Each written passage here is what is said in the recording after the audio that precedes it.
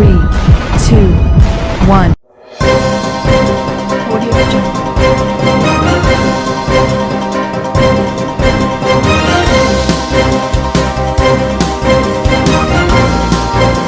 Audio Jungle. Audio Jungle.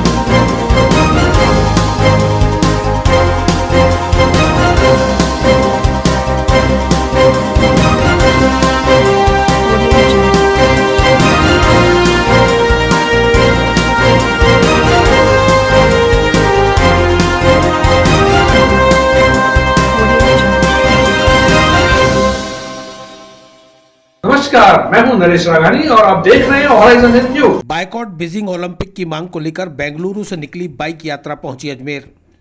10 राज्यों के 40 शहरों को कवर करते हुए 45 दिन बाद पहुंचेगी दिल्ली। अमेरिका सहित अन्य देशों की तरह ही भारत देश भी चाइना के बीजिंग ओलंपिक का बहिष्कार करे, इसी मांग को लेकर 10 दिसंबर को बेंगलुरु से दिल्ली के लिए निकली बाइक यात्रा शुक्रवार को अजमेर पहुंची। यात्रा का नेतृत्व कर रहे टोजिंग लक्ष्य ने बताया है कि वे 10 दिसंबर को बेंगलुरु से 7 बाइक और 2 कारों के साथ रवाना हुए।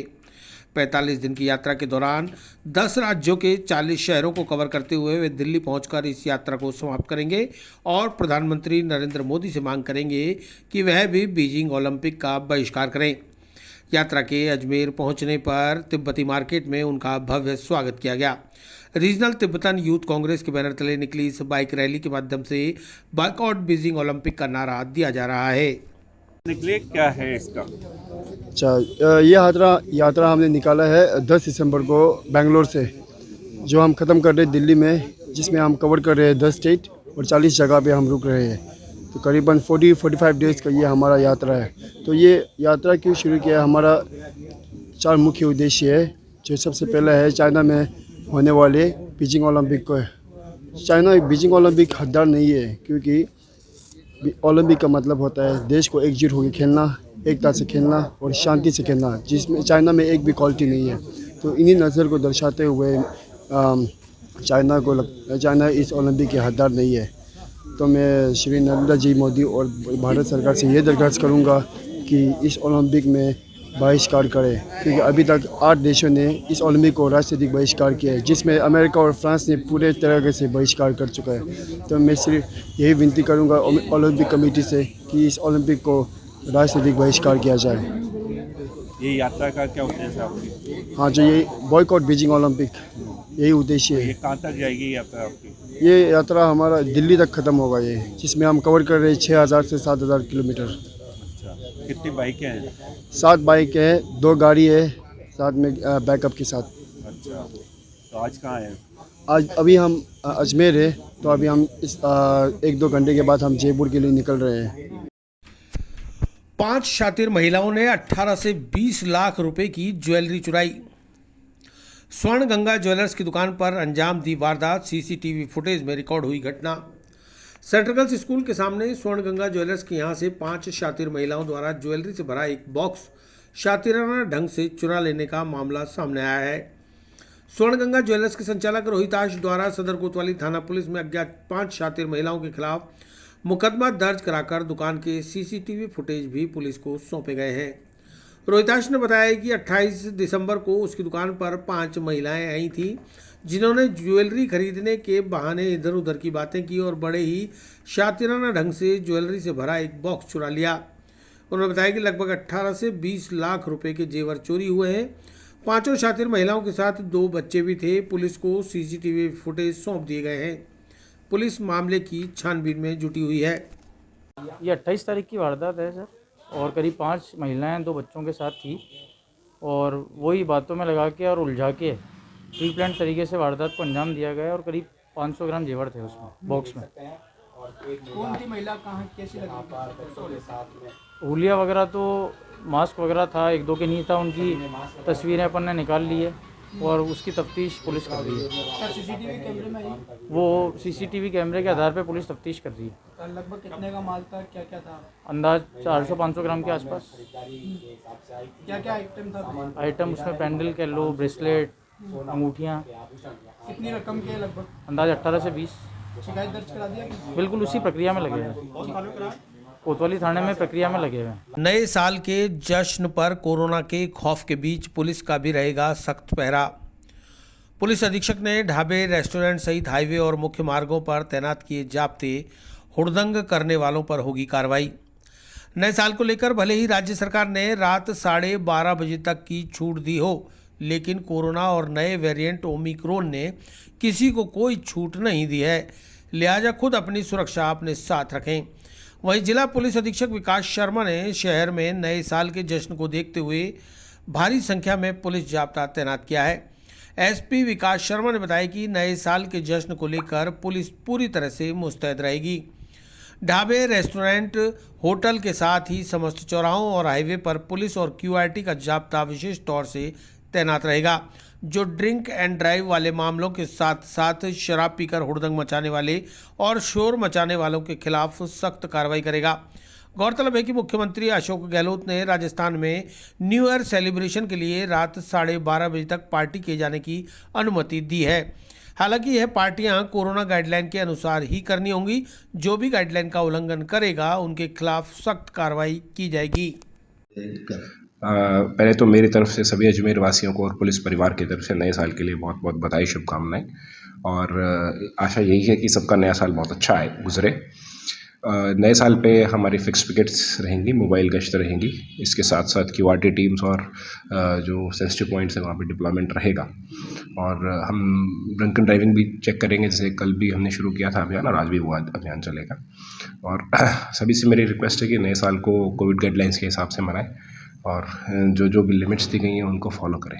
साथ साथ अलग अलग जगहों की होटल ढाबों की चेकिंग भी की जाएगी। रात 12:30 बजे तक अगर कहीं पार्टी रहती है या सेलिब्रेशन रहता है तो किस तरह की कार्रवाई होती है? देखिए, सेलिब्रेशन पार्टी के लिए राज्य सरकार ने छूट दी है, तो उस छूट की सबको पालना करनी चाहिए।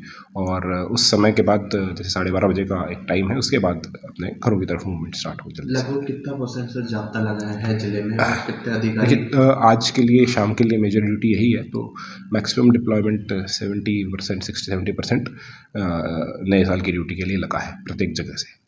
ठीक है। दूसरे राज्यों से मजदूरी करने आए मजदूर वैक्सीन लगवाने से भाग रहे हैं दूर। वैक्सीन नहीं लगवाने से संक्रमण का बढ़ रहा है खतरा। कोरोना की संभावित तीसरी लहर की आशंका के चलते जहां एक ओर चिकित्सा विभाग की टीम घर घर जाकर वैक्सीनेशन के कार्य में जुटी हुई है, वहीं दूसरी ओर दूसरे राज्यों से आए कई मजदूर अभी भी वैक्सीन लगवाने से दूर भाग रहे हैं। शुक्रवार को कुछ ऐसा ही नज़ारा देखने को मिला जब नगर में अंडरग्राउंड विद्युत लाइन डालने के कार्य में जुटे कुछ मजदूर अभी भी वैक्सीन लगवाने से परहेज करते दिखे। जब चिकित्सा टीम को इसकी जानकारी मिली तो वे मौके पर पहुंची। इस दौरान कुछ मजदूर जिन्होंने वैक्सीन की डोज तक नहीं लगवाई थी, वे वहां से भाग छूटे। भनक लगते ही ठेकेदार भी मौके पर पहुंच गया। उन्होंने वैक्सीन से वंचित रहे मजदूरों को जल्द से जल्द वैक्सीन लगवाने की बात कही। जहां एक और चिकित्सा टीम जिम्मेदारी पूर्वक अपनी ड्यूटी निभाने में जुटी है, वहीं लोगों की लापरवाही कोरोना का खतरा बढ़ा रही है। मैं एक ही सुझाव दूंगा सभी पब्लिक से कि अभी तक भी पुष्कर के अंदर 1012 लोगों ने फर्स्ट डोज नहीं लगवाई है तथा सेकंड डोज के 2700 लोग बाकी हैं। सभी से निवेदन है कि वैक्सीन लगा लें, जिससे कि केवल खांसी जुकाम होकर ही ये वायरस ख़त्म हो जाता है। सीरियस कोई भी नहीं होता मरीज। अभी भी कई लोग ऐसे हैं जिनके घर हम जा रहे हैं, हर डोर टू डोर वैक्सीनेशन करा रहे हैं, लेकिन वैक्सीन लगाने से मना कर देते हैं। और तो यही निवेदन है कि सब वैक्सीन लगाएं, एक मास्क लगा के रखें। मैं हॉस्पिटल के आउटडोर में बैठा हूँ, जितने मरीज आते हैं उसमें 50% लोग बिना मास्क के अंदर एंट्री होने की कोशिश करते हैं और फिर उनका व्यवहार भी जब कहो कि मास्क लगाओ तो वो अपना व्यवहार इस तरह से प्रदर्शित करते हैं कि हम लोग इरिटेट हो जाते हैं पुस्तक के अंदर और पर डे टारगेट पूरा करते हैं। तो ये क्या लेबर हमें दिखाई दी। हमने इनसे पूछा कि भाई वैक्सीनेशन लगवा लो, तो कुछ ने लगवा रखे थे, उन्होंने तो कह दिया हाँ, और कुछ नहीं लगवा रहे थे वो भग गए थे। तो हमने इनके ठेकेदार से संपर्क करा, फिर न्यूज़ वालों को बुलाया और फिर इनसे बात करी तो ठेकेदार ने बोला कि हम अब लगवा लेंगे इनके लिए। ये एक्चुअली में डोज लगवा नहीं रहे, भाग रहे थे इधर, इसलिए हमें ऐसा फिर आगे करना पड़ा। कितने घंटे तक आपको इधर हम करीब 1 घंटे करीब यहाँ खड़े रहे और 1 घंटे समझ पैदा हुआ। कितने मजदूर हैं यहाँ पे? ये मजदूर करीब 25 बता रहे हैं, 10 यहाँ पे रुके हैं, बाकी 15 इधर उधर हो गए। बाकी कितने जनों ने लगा रखी है? ये 10 के करीब लगा रखी है इन्होंने और बाकी 15 है जो 12-15 उन्होंने नहीं लगा रखी, इसलिए हम रुके थे। मैं हमारी लेबर है, काम कर रही है, मैं चाह रहा हूँ वैक्सीन लगवा लें सब, ठीक है, तो अभी लेबर काम कर रहे हैं, कल कैंप आयोजित कर लेता हूँ, वहाँ कैंप लगवा देता हूँ, कोई दिक्कत नहीं है, अपना वैक्सीन सबकी वैक्सीनेशन हो जाएगा, मैं यही चाह रहा हूँ। आपकी लेबर कितनी है? लेबर मेरे पास 50 है। तो कितने जने लगा रखे हैं? कितने उसमें से मैक्सिमम लगवा चुके हैं, जो बच रहे हैं उनका कल करा दूँगा। तीर्थ नगरी पुष्कर में भारी सुरक्षा के बीच मनाया जाएगा नव वर्ष का जश्न।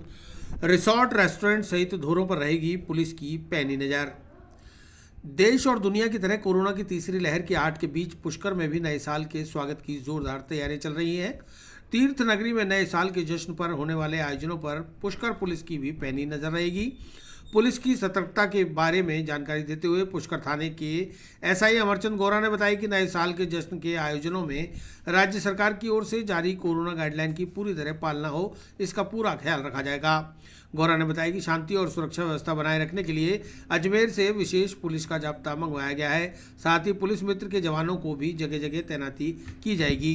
गौरा ने बताया कि तेज आवाज में डीजे बजाने वालों पर कानूनी कार्रवाई की जाएगी। कानून व्यवस्था बनाए रखने के लिए सभी जरूरी कदम उठाए जाएंगे। 31 तारीख को नव वर्ष लोगों द्वारा मनाया जाएगा। इस संबंध में पूर्व में राजस्थान सरकार द्वारा जो भी कोरोना के संबंध में जो गाइडलाइन जारी की है उसकी पालना करवाई जाएगी तथा विशेष जाब्ता लगाया जाएगा और जगह जगह इस संबंध में जैसे नई साल के कार्यक्रम के लिए डीजे वगैरह का बंदोबस्त किया जाएगा। उनको अधिक आवाज़ में बजाने पर उनके विरुद्ध कार्रवाई की जाएगी। तेज़ आवाज़ में बजाने नहीं दिया जाएगा तथा पुलिस की माकूल व्यवस्था रहेगी और इस संबंध में पुष्कर इलाके में पुलिस मित्रों का भी सहयोग लिया जाएगा। उनको भी जगह जगह ड्यूटियों में लगाया जाएगा। सर अतिरिक्त जाब्ता बुलाया? अतिरिक्त जाब्ता भी अजमेर शहर से श्रीमान एसपी साहब से निवेदन कर मंगाया जाएगा और उनको भी कानून व्यवस्था ड्यूटी में लगाया जाएगा। उम्मीद तो पूरी थी लेकिन कोरोना की वापस आने की वजह से व्यापार वापस चौपट हो गया है। क्या हर साल क्या होता है और इस बार क्या देखने को मिल रहा है? पिछले 3 सालों से व्यापार चौपट है, लेकिन इसके पहले बड़े दिन बहुत अच्छे चलते थे। मेले जैसा माहौल होता था पूरा। जी, बड़े दिनों में विशेष रूप से क्रिसमस के आसपास में 1-2 दिन पहले और 1-2 दिन बाद में काफ़ी अच्छी पब्लिक थी, पर जैसे ही ओमिक्रॉन की सुगबुगाहट हुई है उसके बाद में यहाँ पर टूरिस्ट चाहे भारतीय हो चाहे विदेशी हो एकदम उनमें माइनस पॉइंट हुआ है, काफ़ी कम हुए हैं। नए साल पर जो अपने साल की शुरुआत ब्रह्मा मंदिर से करते हैं, पुष्कर सरोवर से करते हैं, वो भी पर्यटक देखने को नहीं मिल रहे, तो क्या आजीविका पर असर पड़ेगा तीर्थ पुरोहितों को? अवश्य इस बारी यहाँ तो सारा का सारा पर्यटकों पर, चाहे वो देशी हो चाहे विदेशी हो, उन पर्यटकों पर, उन तीर्थ यात्रियों पर ही सारा निर्भर रहता है और अगर उनकी आवक कम होती है तो डेफिनेटली यहाँ का व्यवसाय, चाहे वो मार्केट वाला हो चाहे हम तीर्थ पुरोहितों की आजीविका हो, उनमें सब में नुकसान होगा। उम्मीद तो अब बहुत कम लगा के बैठे हैं क्योंकि एक्चुअली अच्छा माहौल तो है नहीं, काफ़ी क्लाइंट, बहुत कम क्लाइंट हैं, लेकिन आई होप अच्छा चले। लेकिन इस बार ऐसा कुछ भी नहीं है जो मैं आपको शेयर कर सकूं। पुष्कर एकदम एम्प्टी जैसा हो रखा है। क्या नए साल को लेकर जैसे हर बार उमंग रहती थी, क्या है माहौल? उमंग नहीं